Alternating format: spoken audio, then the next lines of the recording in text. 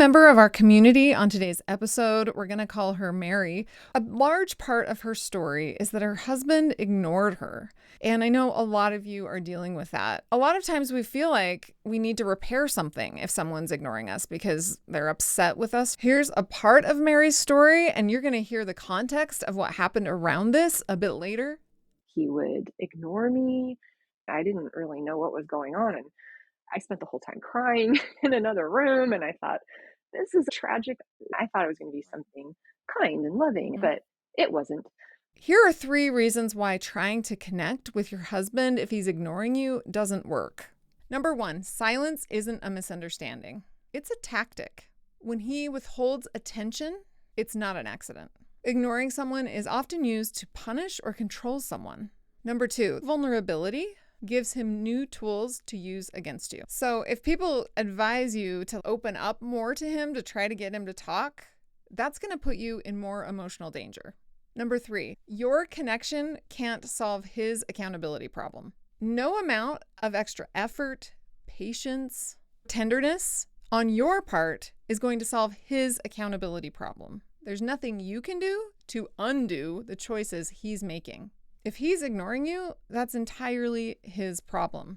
So, Mary, I'm so sorry that ignoring you was such a big part of your story. Welcome. Hi, thanks for having me. I'm so honored and grateful that you would share your story. So let's start at the beginning. I met my now ex-husband of 10 years at church.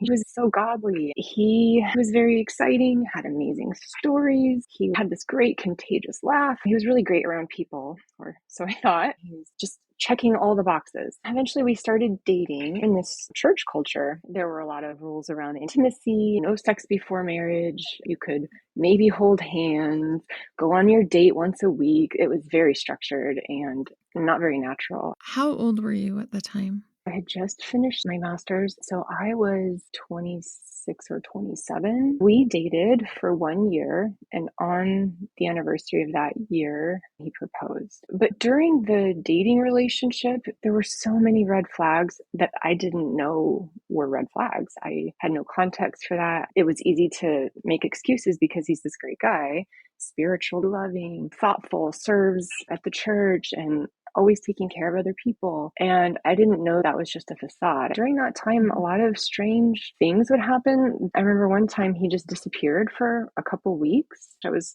wrought with anxiety and worry, and I had no idea. Nobody had heard from him.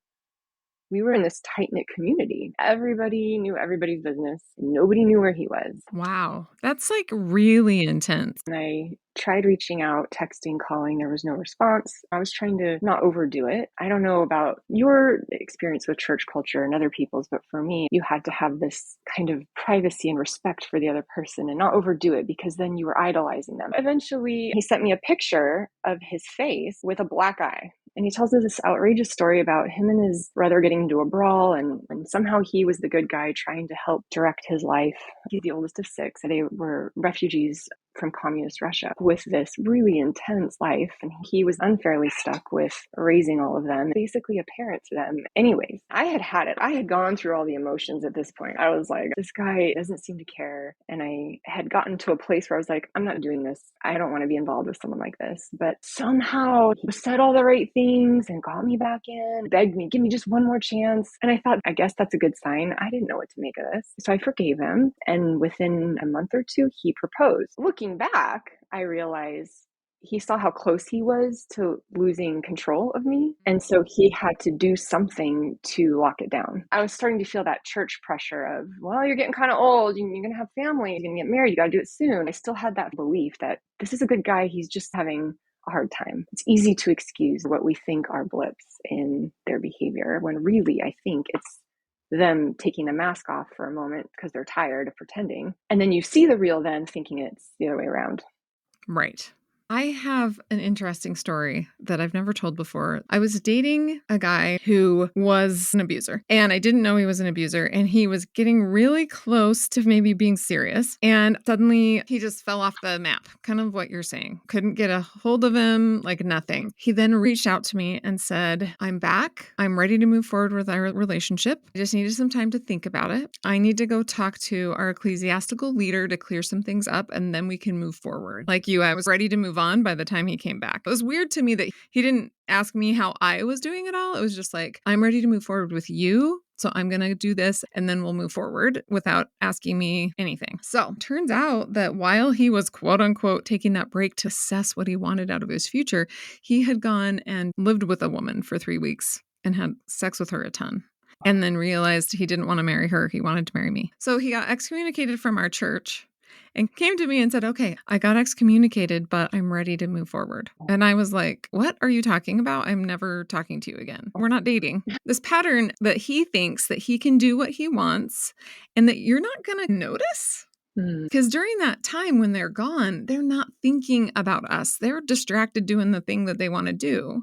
They're not thinking how it affects us. They have such a lack of understanding that we are going through something during those times. Yes, it's very centered on themselves. In fact, after we got engaged, we went to premarital counseling. The husband of the couple that was counseling us pulled me aside and in confidence said, hey, just so you know, while you were dating, he confessed to me about how he had gone to a bar one night and he did some very questionable things with another woman. And I'm just trying to get him to confess it so that you and him both know that he did it.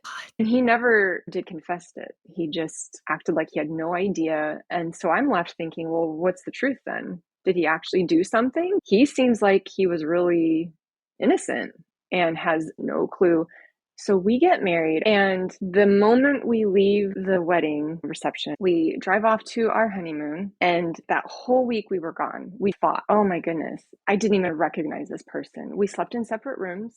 I cried every night. And when we got home from the honeymoon, he completely ignored me. It was like I was invisible. I wasn't even in the home as far as he was concerned. There was no consideration, no conversation, and I was devastated. Wow. So I'm in there on the internet Googling annulment and anything I can think of. What is this behavior? Why is he ignoring me?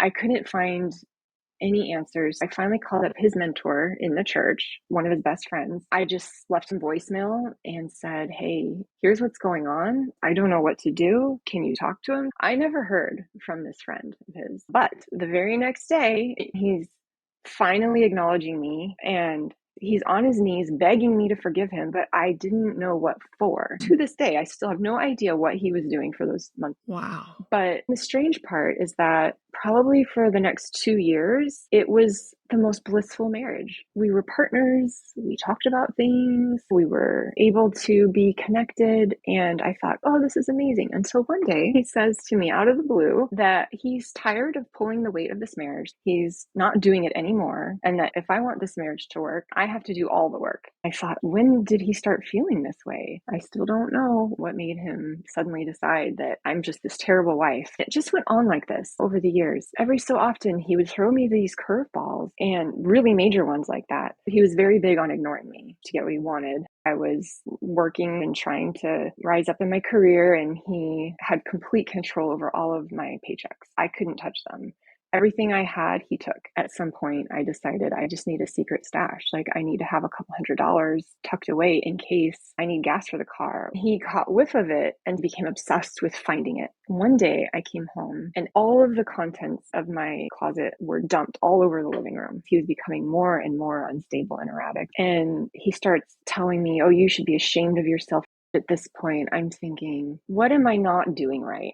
The whole mental load of running the home is on me. Like, I do everything. And so at the time, I'm just thinking, I just have to show him. I just have to work harder, be more submissive, more gentle with him. He's depressed. So maybe I need to make doctor's appointments for him. As the years went by, it only got worse.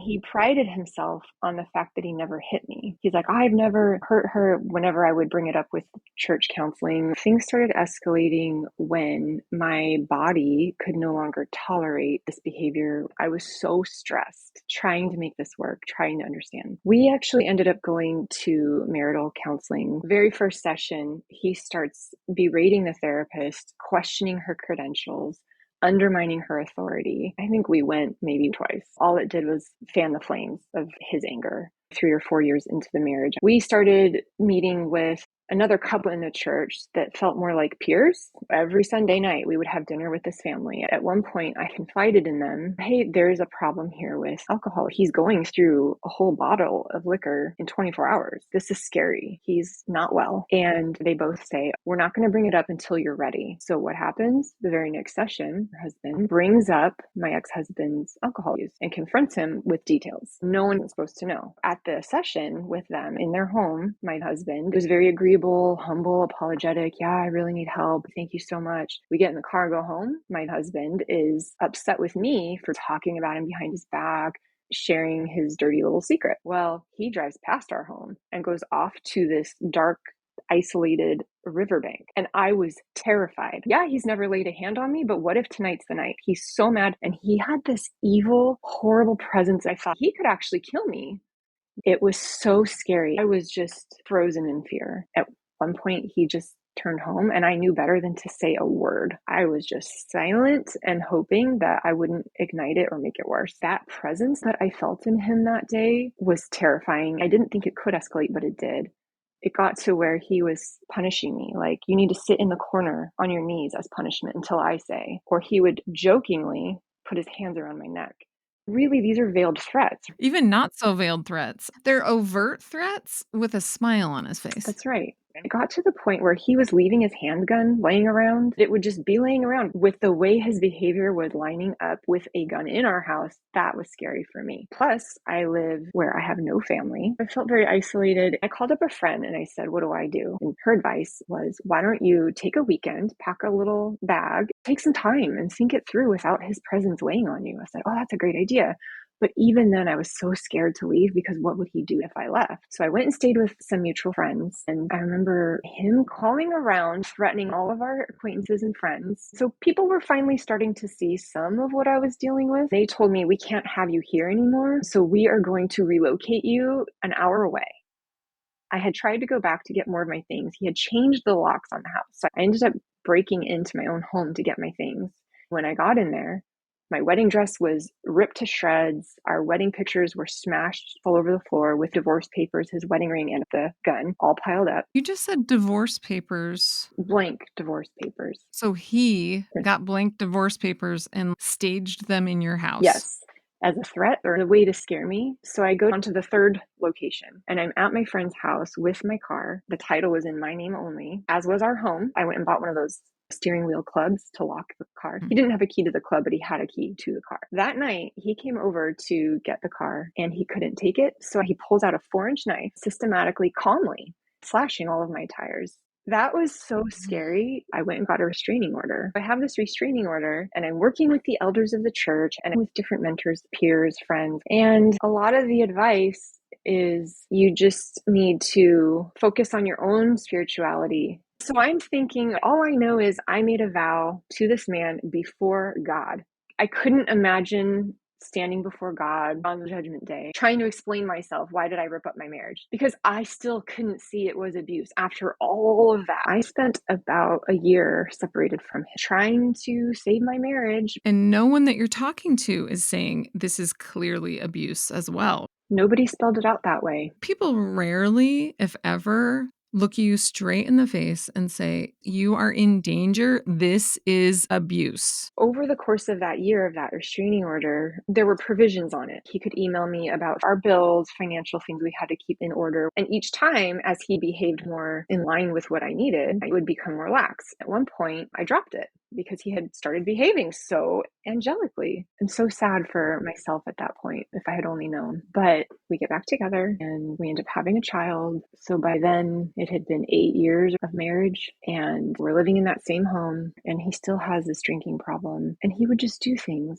that were really scary. I eventually got to the point where I remember being on my knees begging God, can you please just take him out of my life? Can you please just do something? If you're not willing to do that, at least give him a DUI so that he stops driving drunk and possibly hurting other people. I kid you not. I get a call at 3 a.m. from the jail, him crying, saying he'd been arrested for a DUI. I couldn't believe it. I thought in that moment, God has my back. He really does. And I can get out of this. But it wasn't until my daughter was almost 2 years old when the final straw happened. She was crying. She was calling out mama over and over. And he shut her in the room, locked the door, and wouldn't let me go in. I remember just putting my head on the door frame, realizing this is never going to get better. If I can't even have connection with my child, what am I doing here? So I called up my therapist and I said, is this abuse? Is this domestic violence? How long had you been going to therapy? For maybe 6 years.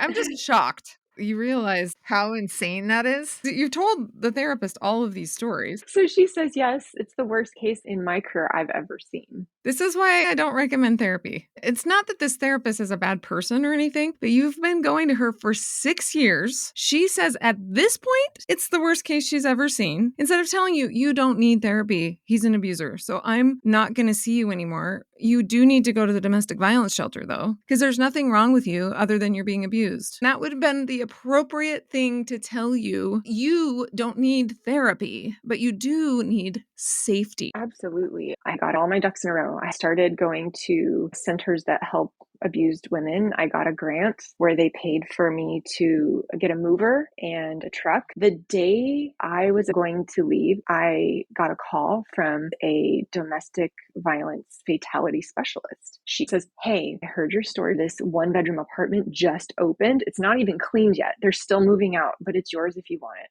They let me stay for 2 years. And while I was there, I got my career going again, started saving money, figured out babysitting, finalized the divorce, the whole 9 yards. There are so many miracles that happened along the way that no one can convince me that God wasn't helping me.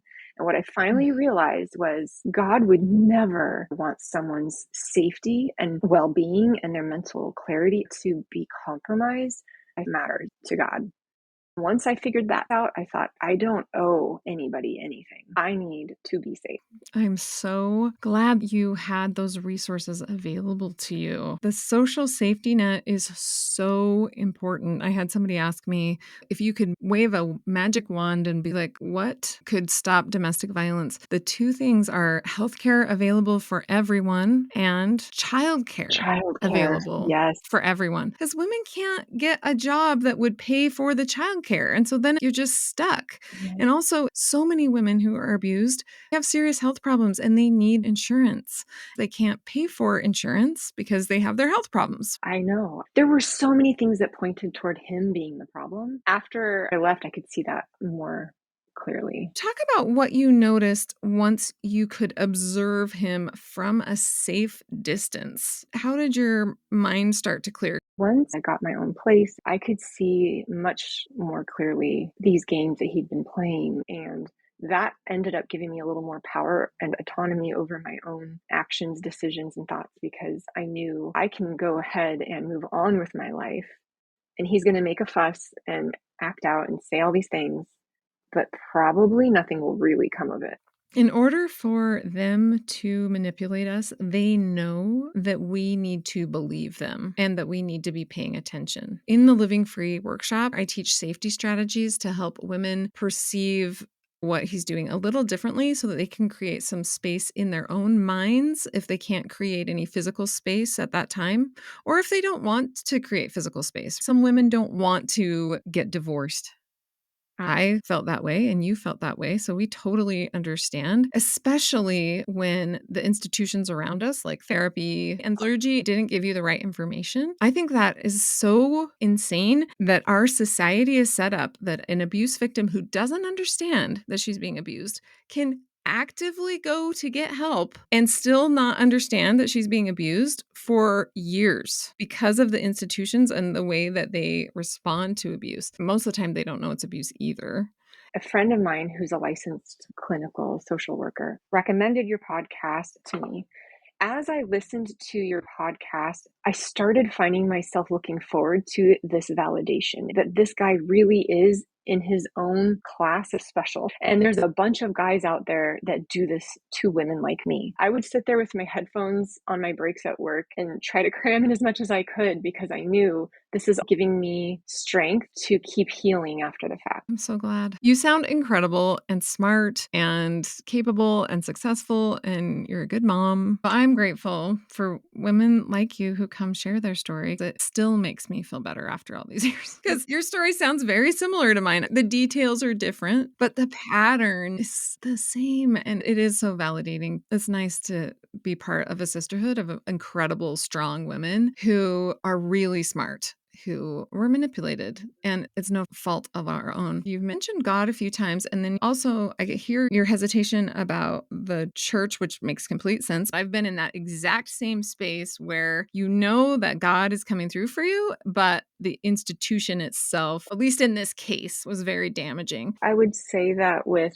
the church I was attending for about 20 years, their involvement in my situation was horrifyingly hands off. There were members here and there who I could trust and talk to. When I would go to elders, they wanted to sit down with him and I together and talk about what was going on. And looking back, that is not helpful at all because I'm just getting re-traumatized, re-abused with them seeing it or him gaslighting everybody.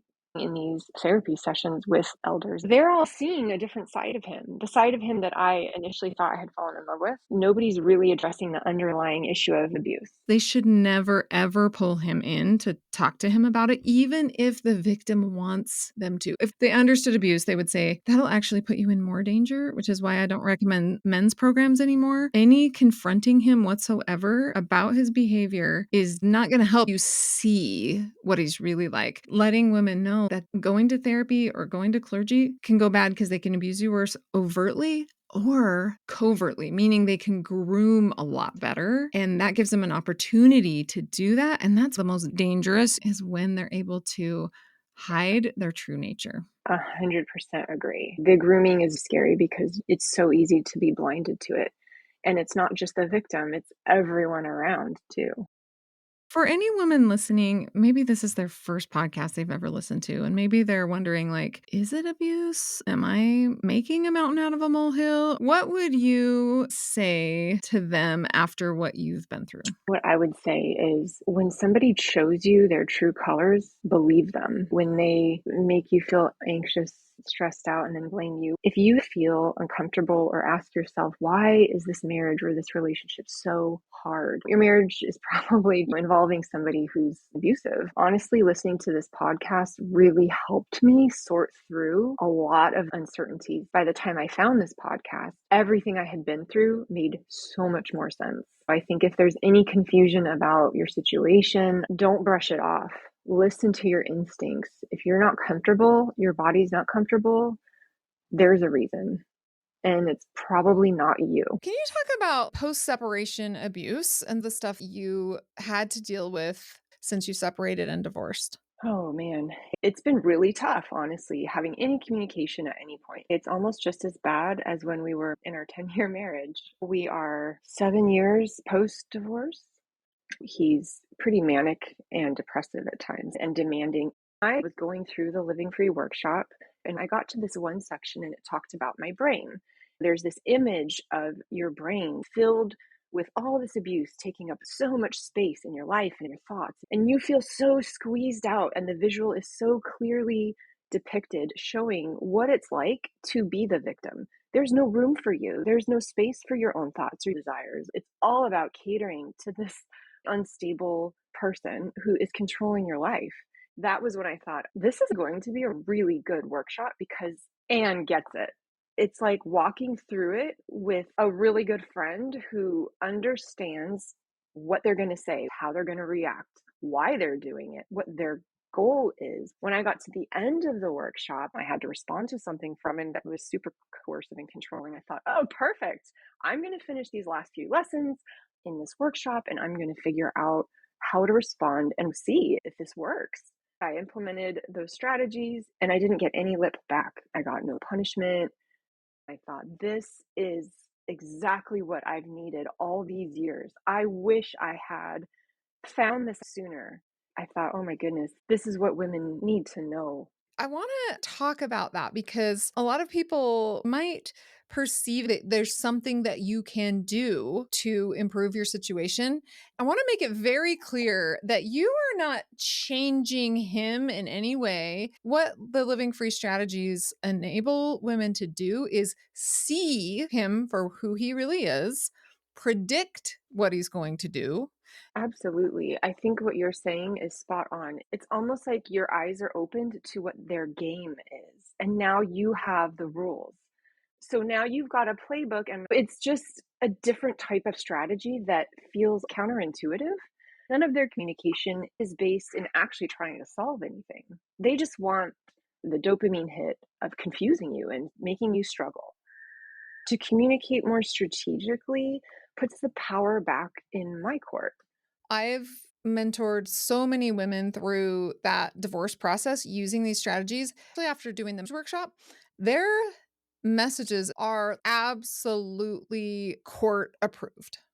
If this guy's like, look how terrible she is, look at her messages, they show up to court and every single time they're like, these are great. The way she's presenting looks good in court. It looks good to anybody else. If he shows those messages to anybody, they're going to be like, this is fine. It's like win-win for you. The other thing is that it doesn't give him what he wants. So it's very confusing to him. They've always been able to manipulate your emotions. Can you talk about the counterintuitiveness of the Living Free workshop? I think people think that maybe it's the stuff they've heard from another influencer like Gray Rock, or maybe something they heard from a therapist, like how to communicate. And it's so different. It's not anything a therapist would say. This Living Free workshop helped immensely. As a victim, most of us, we're really kind, we're good-hearted, we want to solve problems, we want to work together. You're always trying to have this honest vulnerability. And I think that's what you take away is that emotional vulnerability. But it doesn't look like it in your messages to this person. You don't make yourself vulnerable to this person in that sense of trying to solve the problem. Having been abused post divorce for 8 years myself, before I Mm. came up with these strategies, people would tell me, just don't let him affect you. And I was like, that is crazy. So, post divorce, I did not experience any physical violence. So, this is an analogy because when they are emotionally abusive or psychologically abusive, you discover a lie again. They're undermining your children. It feels like a punch to the gut. So I'm going to use that analogy, even though I'm not actually talking about physical violence here. So every time he's lying about the kids, I mean, it feels like a punch. And so the analogy is if he's punching me in the face, I have a bruise, and you're telling me just don't get a bruise. It's not Right. possible. What the strategies do is put a barrier between you and his fist. So he's punching, but it's not touching you. The more I did the strategies, the more he kept punching. And it was almost like I was in this protected bubble. That's a great analogy. Yep. I'm no longer getting punched in the face, even though it doesn't stop him from trying. It's not about stopping them. It's all about, hey, you know what? You want to be this type of person? Go ahead. I don't want to be exposed to that type of person. I am going to remove myself. I'm not opening the door for you. Yes. So I'm not allowing you to have access to me. The Living Free workshop came together after years of interviewing women and my own study and all kinds of experimentation. A well-known addiction recovery therapist would tell the men that he worked with, as long as your wife is angry, then we have something to work with. The thing you need to fear the most is apathy, which he was legit teaching them how to manipulate women. Would he say that he was doing this?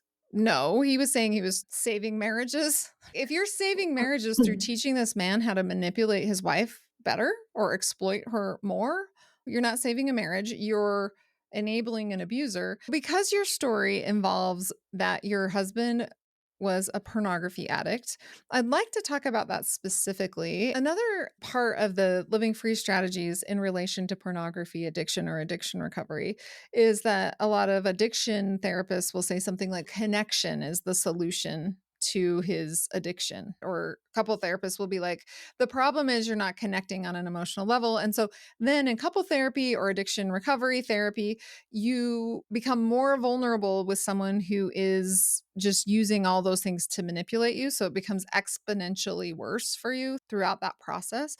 Looking back, can you talk about how that affected you? I didn't even realize when we got together that any kind of sexual addiction, pornography addiction was even on the table. We got together through church, so it didn't occur to me that there would be anything immorally going on with him. During that time, he would get really moody, and I remembered thinking, I don't want to deal with this. This is how my Christian boyfriend is treating me, and we're not even engaged or married or anything. And it wasn't until we got engaged that he started talking about how we need to confess our sins. We really need to be honest about what we're getting into as a marriage and like our commitment. We got together with another couple in the church who were going to do our premarital counseling. And during that time, it came out that he would look at pornography. And that's when he started saying, well, we need to be open and honest and confess our sins to each other. And I tell you what, Anne, it was like he would confess this to me every time I saw him. I was like, what is wrong? I thought maybe it's just because he's so excited to get married and then we can finally have intimacy. And we followed all the rules. And then we get married, and I realize I'm in this deep black abyss of sin with this man. It was scary to see how deep involved in it he was. I could always tell when he had been looking at pornography because his mood would shift. He would become very punishing, he would become very cruel, he would ignore me. We got home from our horrible honeymoon. We just fought the whole time because he wanted sex to go a certain way. It felt really unnatural and not loving to me. I didn't really know what was going on. And I spent the whole time crying in another room. And I thought, this is a tragically sad way to enter into a marriage covenant. I thought it was going to be something kind and loving, but it wasn't. We get home from this honeymoon and I feel like a ghost. I'm just living in this house with this guy who I feel like I don't even know. So I'm online looking up annulments. How do I get out of this? What does God think? All of the many questions you start having and not feeling like there was anyone I could talk to because it was such bizarre behavior. I had never heard of anything like this. As the years went by, it was the same pattern. He'd become very mean and abusive and angry and sullen and pouty. I started to recognize the pattern. He's been looking at pornography. So then I started to bring it up because I don't want to live in this sullen, guilty, stressed out environment where I'm being ignored all the time. And so I thought, let me address it. I'll bring it up and I'll just try to forgive him. After a while, you get numb to it. In the beginning, I'd be heartbroken. I would be sad. Like, what's wrong with me that you don't want me? I'm the real thing. Like, I'm a real woman that you can have sex with. I'm your wife. Yeah. But then he doesn't prefer that. He doesn't want that ever. It was always on the screens, alone behind closed doors by himself. And I thought, this is exhausting. I'm going to confront it. I'm not going to just live like this. And then it became my responsibility. It was like his sin, his problem, and his addiction became my issue to confront and deal with, address, and forgive. And if I didn't forgive him correctly, then I was the one to blame because I wasn't understanding enough. And if I would just be nicer about it, then he could trust me to be vulnerable on his own. And it was almost like he was twisting this whole narrative around to make it my fault that he was choosing to be unfaithful to me with these explicit images. Right. I was absolutely not on board. He knew how much it broke my heart every single time. And then I was the one having to ask him to forgive me for not being vulnerable or supportive or fill in the blank with whatever nonsense. We see this pattern happen and then we try to anticipate it Mm-hmm. and do something to change it. In my situation, I would fight him like, hey, you're acting weird. Are you looking at porn? I would confront him. Near the end, when I used a few living free strategies, not really knowing what I was doing, just experimenting, I just ignored him and took a step back and saw that their pornography use has two benefits to them. Number one, they get to watch porn all they want. And then number two, you are doing all this work. And so it's like win-win for them. I didn't know that was manipulation on his part. It's not your fault that you were trying to anticipate what to do to manage the situation. He wanted you to do that. You were attempting to protect yourself. You thought that was the good way to do it because that's what he manipulated you to think. But that's also what everybody else is saying. Like, if he's feeling sad and grumpy, what can you do for him? How can you be kinder? I wish that I had had access to the Living Free workshop during all of that chaotic time being married to him. There is one strategy that would have given me my mental sanity back despite his chaos. There's this one step by step in Living Free where you think about what's the problem. Okay, he's going to look at porn. Why?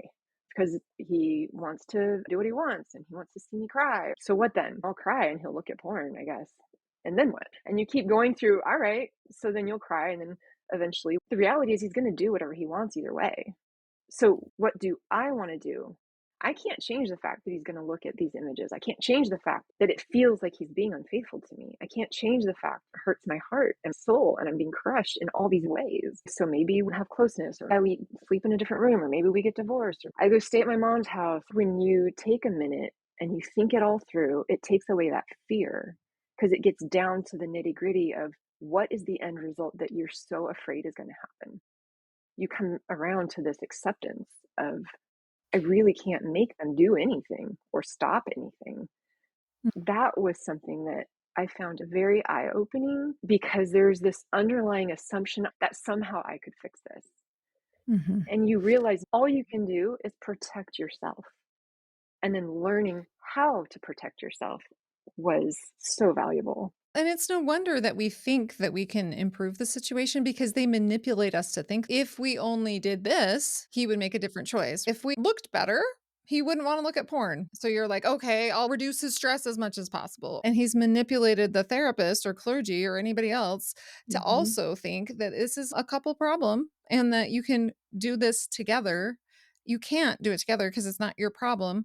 I think the other issue is so many therapists will talk about boundaries like, did you tell him what your boundaries were?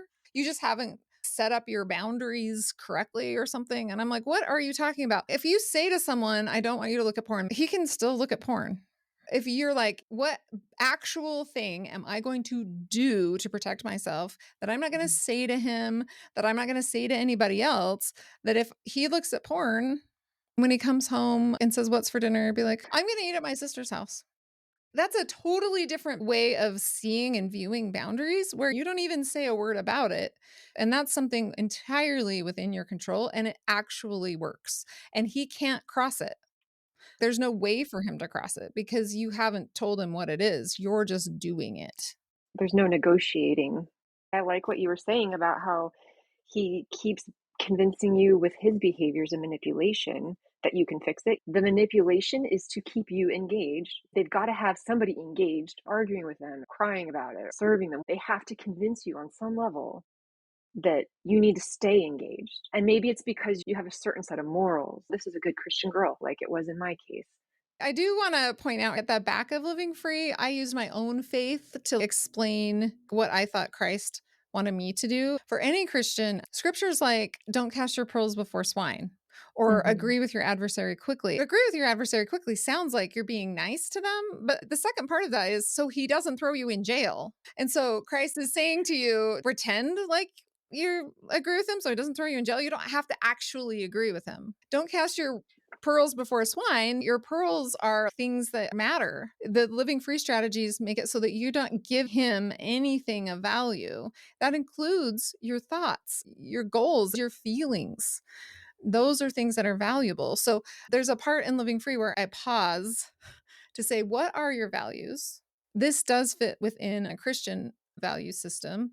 Christ talks about it all the time. And I don't know why clergy, they're not focused on scriptures that actually benefit women and help set them free. In the back of Living Free, it shows you there's 1,600 places it talks about separation and casting out devils, and only 400 that talk about forgiveness. Did you see that graph at the back of the workbook? I did, and it makes me think about the scripture that says to be as shrewd as a snake, but innocent as a dove. Yes. You're not doing anything wrong, but you can be strategic in how you communicate I think this really opened up my eyes to the truth of a lot of things I wasn't aware of. Honestly, I feel excited to do the message strategies now that I've done the Living Free workshop. I think for anyone who's wondering about this Living Free workshop, just do it. What can you possibly lose? After so many years of being given either bad advice or no advice or empty promises or blame, I found that going through this workshop was like a breath of fresh air. These are not strategies any of those other resources provided me. Not my church elders, not my therapist, not my friends, not my family. Nobody could tell me the things that were in the Living Free workshop. Support that you're just not going to find anywhere else. You really aren't. Mhm. I've looked. I've read so many books. I've listened to so many podcasts and gone to so many different therapists. Like, you can just try the Living Free workshop and it's going to change things for you. Implementing the strategies, I already see results. I can't imagine why you wouldn't try it, to be honest, because it's just so helpful. And there's this whole section in here about your financial safety, your physical safety. I had to figure out on my own what kinds of financial things do I need to be thinking of.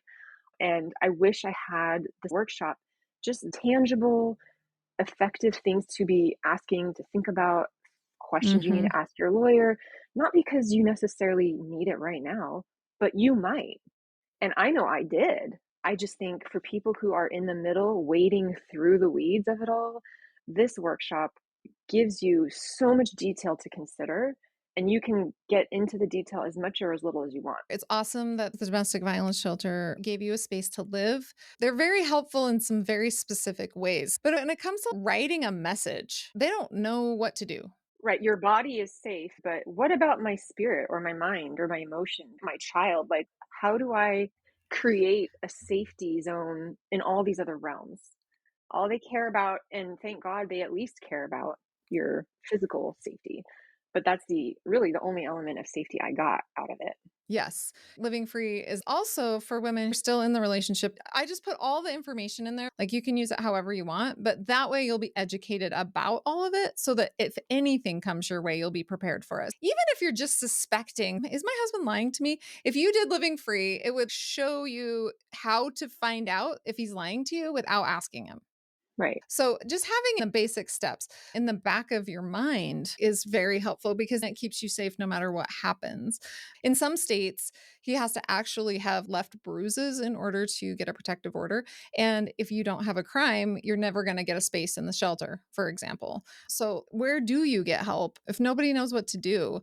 If people think that divorce is the answer, they don't understand what it's like. It's not the answer that will end his behavior. In my experience, that's when it escalates. Yes. That's when you have to really have a solid plan and know exactly how to protect yourself. You need to have that in order before you go.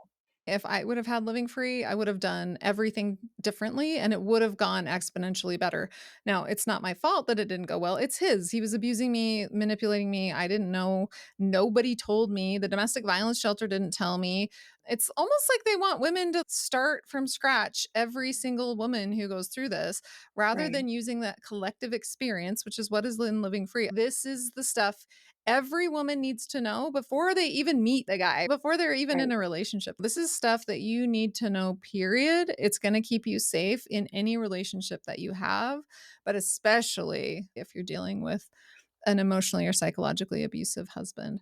Anyone could go through this workshop. I don't care if you're in a relationship or not. It's almost like a pre-course to equip yourself, have your tools, and all the things you need because you need to know who you're dealing with. Yeah, it allows you to have enough space to observe who he really is and see who he really is. Because so many women, they think I'm going to make sure to ask him about porn use. Before I got married, I asked him all about porn use and he said that he didn't use it. So if they're liars, discussing it isn't the answer, but observing what they do and knowing what those things indicate, that will help keep you safe. Yes. Mary, thank you so much for taking the time to come on the podcast today. I appreciate you so much. My pleasure. It's so great talking with you, Anne. Thanks for having me.